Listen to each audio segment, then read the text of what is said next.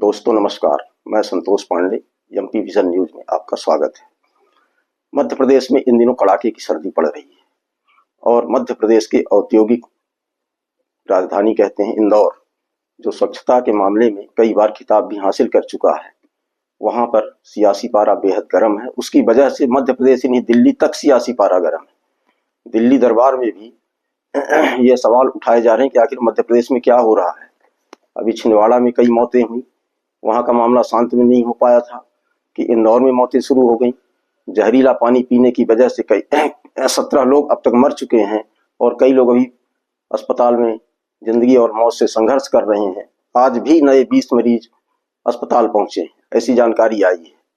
सबसे बड़ा सवाल यह है कि इन मौतों का जिम्मेदार कौन है।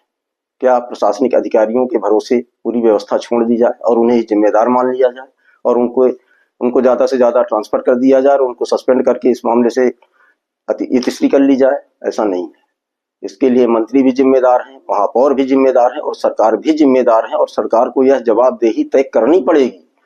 यह कहने से काम नहीं चलेगा कि हमने अधिकारियों के खिलाफ कार्रवाई कर दी, हमने जिम्मेदारी ले ली और मीडिया कर्मियों से बदतमीजी करके, आप डरा धमका करके और किसी भी घटना को दबाने का कुत्सित प्रयास करेंगे, इससे कोई लाभ होने वाला नहीं है। आपने कह दिया घंटा, आपने कह दिया क्या घंटा हो गया तुम कैलाश जी बात ठीक से कीजिए, नहीं शब्दों का चयन ठीक रखिए। कैलाश जी आप पूछ रहे हो, ये क्या उलझुल बातें हो रही हैं? अरे मीडिया कर्मी तो सवाल पूछेगा ना। कैलाश विजयवर्गीय नगरीय प्रशासन मंत्री हैं, इंदौर से विधायक भी हैं, उनके विधानसभा क्षेत्र का मामला है। जब उनसे सवाल पूछा जाता है तो वह मीडिया कर्मी पर झल्लाते हैं। आपने उनका वीडियो देखा होगा। मंत्री जी सोचे थे कि जाएंगे, पीड़ितों को गले लगाएंगे, उनके आंसू पोंछेंगे, उनको आश्वासन देंगे, लेकिन हुआ सब उल्टा। मंत्री जी पहुंचे लेकिन वहां भगा दिए गए। पीड़ित इतने परेशान थे, इतने प्रताड़ित थे।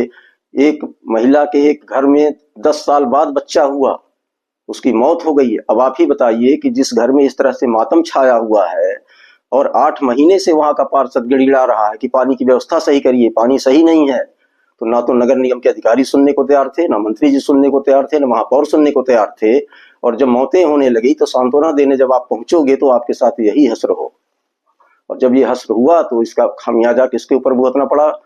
मीडिया वालों पर आप अपना गुस्सा उतार रहे हो। मीडिया पर गुस्सा उतारने से काम नहीं चलेगा मंत्री जी। जिम्मेदारी तय की जाएगी। इसमें गैर इरादतन हत्या का मामला दर्ज होना चाहिए और जिम्मेदार जो भी हैं, चाहे वो मंत्री हो चाहे जो भी हो। इसमें सबसे बड़ी बात एक और है कि यहाँ इंदौर के प्रभारी मंत्री स्वयं प्रदेश के मुखिया मोहन यादव हैं। यहाँ तो ये भी चर्चा हो रही है कि मोहन यादव को पचा नहीं पा रहे हैं सीनियर नेता, चाहे वो राजन शुक्ला हो, चाहे वो कैलाश विजयवर्गीय हो, चाहे जो भी हो। इनको ये लगता है कि तीसरी बार के विधायक को सीएम बना दिया गया। 2003 में जो उमा जी के नेतृत्व में सरकार बनी तब से हम मंत्री हैं, हम सरकार चला रहे हैं, तो हमारा हक पहला बनता है, लेकिन वो हो नहीं पाया। जब वो हो नहीं पाया तो ये सब सिस्टम से बाहर जा रहे हैं। अपने आप को लग रहा है कि क्या कर पाएंगे क्या नहीं कर पाएंगे। तो कहीं ऐसा भी ना हो कि सीएम को बदनाम करने की साजिशें भी रची जा रही हों। प्रदेश में इस तरह की घटनाएं आम होती चली जा रही हैं। छिंदवाड़ा में ये घटना हुई, छिंदवाड़ा के बाद अब इंदौर आ गया। अभी न जाने आगे भी क्या होगा। मंत्री कह देंगे हाँ ठीक है, कार्रवाई हो जाएगी, हम देख रहे हैं, हमारी सरकार देख रही है। ऐसा कहने से काम नहीं चलता है। कांग्रेस पूरे प्रदेश में घंटा बजाकर विरोध कर रही है। कांग्रेस का क्या है, कांग्रेस तो विपक्ष में है, वो तो चिल्लाएगी, लेकिन सुनने वाला कौन है? यहाँ तो किसी को सुनना है नहीं, सब मनमानी करना है, डांट फटकार के बातें करनी है। डांट फटकार करने से सरकार नहीं चलती है।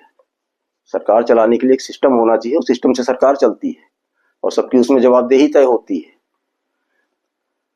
पूर्व मुख्यमंत्री उमा भारती जी ने भी सवाल उठाया है।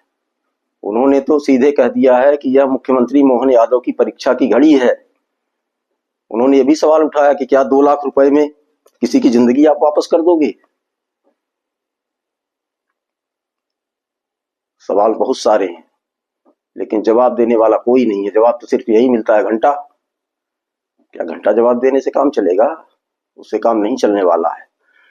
मध्य प्रदेश के इतिहास में जिस तरह की घटनाएं अब हो रही हैं, जितना टेक्नोलॉजी बढ़ती जा रही है, जितनी सुविधाएं बढ़ती जा रही हैं, सरकार कर्जे पे कर्जा लेती चली जा रही है। विकास के नाम पे 4.5 लाख करोड़ से ज्यादा का कर्जा हो गया है, लेकिन बदले में क्या मिल रहा है? मौतें मिल रही हैं। ये मौत आखिर जनता कब तक बर्दाश्त करेगी? ऐसी घटनाओं पर पाबंदी लगनी चाहिए। सरकार को बिल्कुल सख्ती से काम करना चाहिए। मुख्यमंत्री को भी इस मामले में पूरी तरह से अलर्ट होकर अपने मंत्रियों पर शिकंजा कसना होगा, तब कहीं जाकर ये सब सिस्टम में काम करेंगे, वरना ये सब सीएम के खिलाफ ही साजिश रचते रहेंगे और इस साजिश को खत्म करने के लिए मुख्यमंत्री को स्वयं एक्टिव होना पड़ेगा।